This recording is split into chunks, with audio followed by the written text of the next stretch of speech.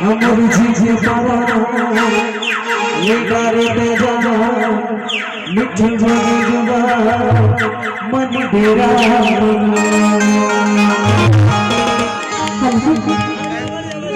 तू लखो जो छी मोजी पारा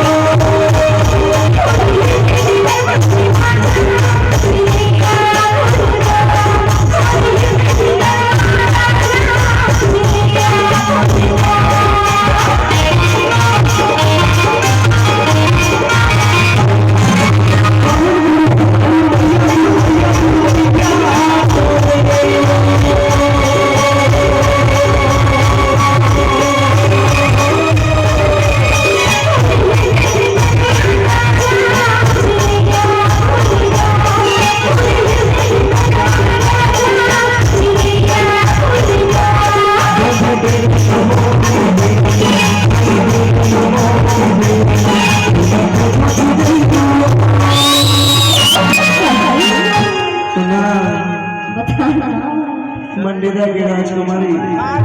कलाकार का जानता जब ले हमारी जोड़ी बनी है नहीं तब ले जगह क्षेत्र हमारा छोड़ रहा है ना हम अपन घर में आए हैं घर में प्रोग्राम करा था सुनील कामनी क्लियर हुए चली जानकारी जाकर रखा है नहीं अरे मोर पाई भी तक कोई नहीं मजा था करे लेकिन था बना था ये पागल बोलिया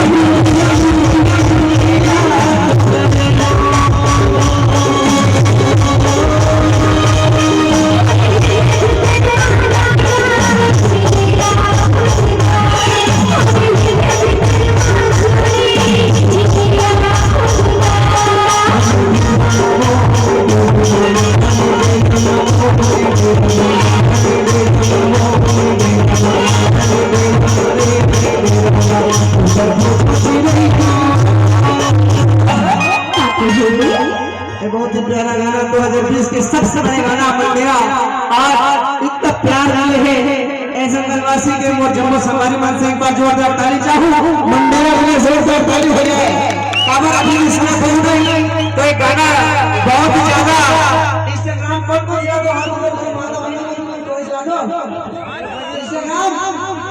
नहीं चला रहा मैं बता दो इंस्टाग्राम में बहुत ही प्यारा से गाना ट्रेंडिंग में है बहुत प्यारे वीडियो बने थे तो गाने का नाम है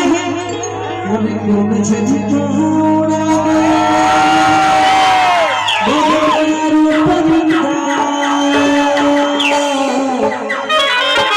एक झलक देखा जाए